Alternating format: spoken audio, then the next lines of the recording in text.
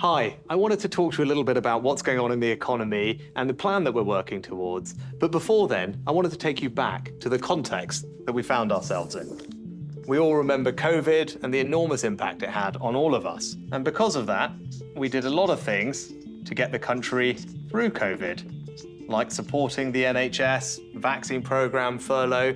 Those things cost around £400 billion with all the other support we provided. And just as we were recovering from COVID, we saw a war when Russia invaded Ukraine. That meant that everyone's energy bills went up. Ofgem estimated that they would go up from around £1,300 to £4,500 unless the government did something about it, which it did. It provided about £100 billion of support to everyone with their energy bills. But all of these things meant that we saw high inflation, and that's what caused all the pressures with the cost of living. At the beginning of last year, I set out 5 priorities. First of those priorities was to halve inflation. What's happened to inflation over the past year? Well, according to the Office of National Statistics, inflation was around 11% when I became Prime Minister. Now, inflation has more than halved to around 4%. That's good progress, but we've got to keep going. Inflation belongs back down at 2%. What does that mean for you and your family?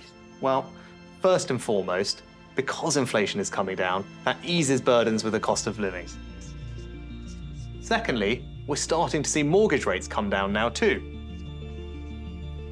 And thirdly, because economic conditions have improved and the plan is starting to work, we're able to start cutting people's taxes. 27 million people in January, in their pay packets, will start to see the benefit of that tax cut, which is worth around £450 to someone earning an average salary of £35,000.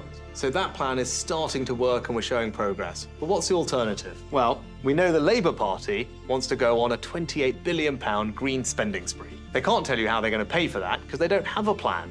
But we all know there's only 2 ways governments can pay for things. Either they borrow or they tax. Both of those things are going to cost you and your family. That's the choice. Stick with our plan that's delivering lower taxes and a brighter future for you and your family, or go back to square one with Labour.